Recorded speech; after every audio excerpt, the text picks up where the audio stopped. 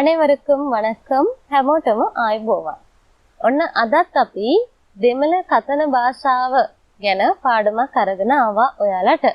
ඉතින් අද කතා කරන දෙමළ භාෂාවේ භාවිත වන එක වචනයක් කොහොමද අපි ඒක වාක්‍යවලදී භාවිත කරන්නේ කියලා. ඒක තමයි එප්ප කියලා කියන්නේ. එප්ප කියලා කියන්නේ කවද්ද කියන අදහස. කවද්ද? ලිඛිත භාෂාවේදී නම් ඕක එප්පෝදු වෙනවා. එප්පෝදු කිව්වොත් කවදාද කියන සිංහල තේරුම් තමයි එන්නේ. හරි. එහෙනම් කතන භාෂාවේදී අපි කිව්වේ ඒක එප්ප කියලානේ.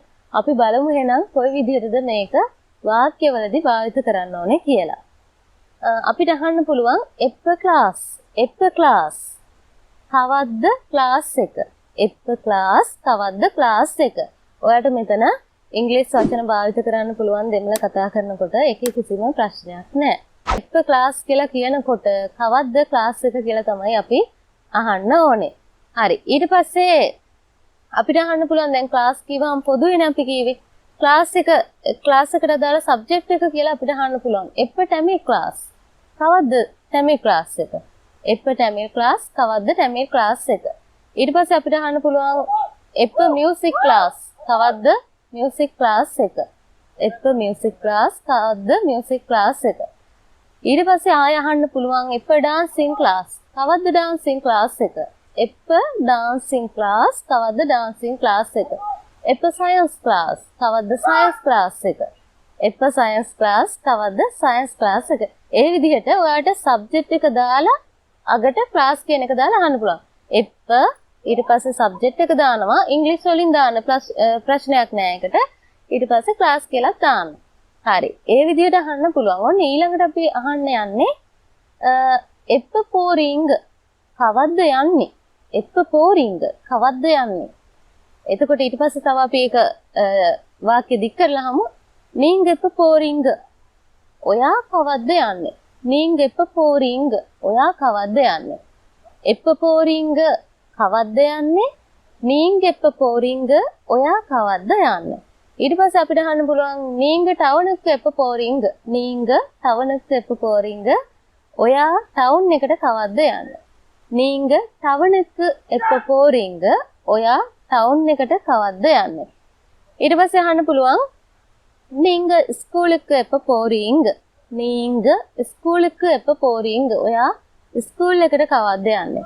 නිංග ස්කූලක එප්ප පෝරිංග ඔයා ස්කූල් එකට කවද්ද යන්නේ? ඊට පස්සේ තව අහන්න පුළුවන් නිංග ජැෆ්නාක එප්ප පෝරිංග. නිංග ජැෆ්නාක එප්ප පෝරිංග ඔයා ජැෆ්නා වලට කවද්ද යන්නේ? නිංග ජැෆ්නාක එප්ප පෝරිංග ඔයා ජැෆ්නා වලට කවද්ද යන්නේ?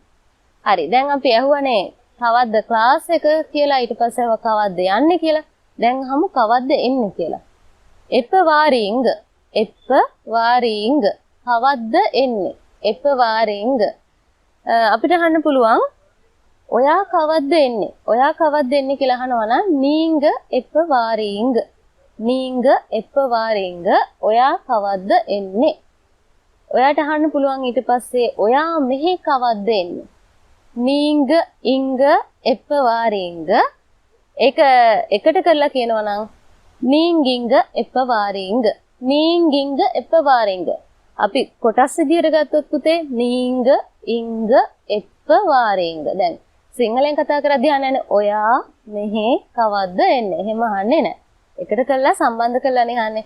නිංගිංග එප්ප වාරිංග කියලා අහන්න. එතකොට නිංගිංග එප්ප වාරිංග ඔයා මෙහි කවද්ද එන්නේ?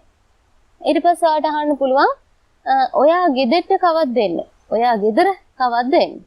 නිංග வீட்டுக்கு எப்ப வாரீங்க? நீங்க வீட்டுக்கு எப்ப வாரீங்க? ඔයා ගෙදර කවද්ද එන්නේ? நீங்க வீட்டுக்கு எப்ப வாரீங்க? ඔයා ගෙදර කවදද එන්නේ? හරි. ඊට පස්සේ අපිට අහන්න පුළුවන් කවද්ද එක්සෑම් එක? කවද්ද එක්සෑම් එක? එප්ප එක්සෑම්. ලේසියිනේ. හරිම සරලයි. එප්ප එක්සෑම් කවද්ද එක්සෑම් එක?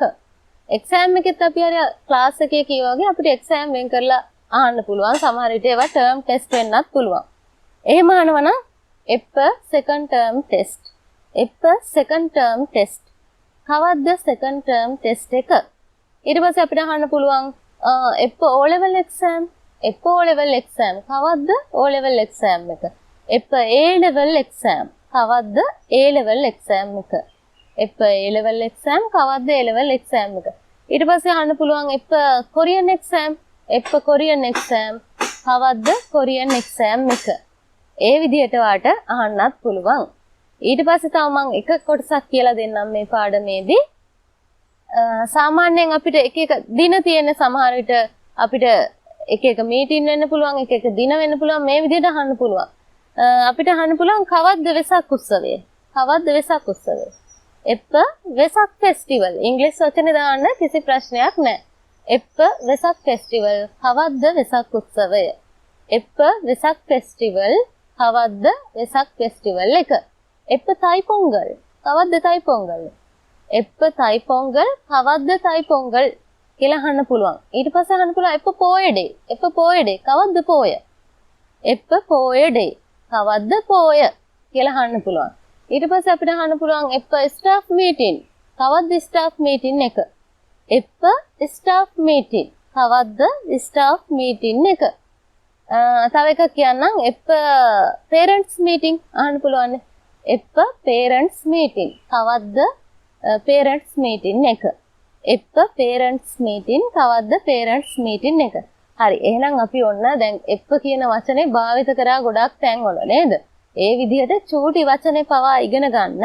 ඒ වචන ගොඩාක් වැදගත් වෙනවා අපිට බය නැතුව දෙමළ කතා කරන්න යනකොට. මොකද එදිනදා ජීවිතේදී මේ වචන ගොඩාක් අවශ්‍ය වෙනවා දෙමළ කතා කරනකොට. හරි එහෙනම් තව පාඩමක් අරගෙන ඊළඟ දවසේ ඔයාලව හම්බ වෙන බලාපොරොත්තු වෙමින් අදට සමුගන්නවා. ගිහින් එන්නම්. ඔබ සැමට සුබම සුබ දවසක් වේවා. වණක්කම් ආයුබෝවන්.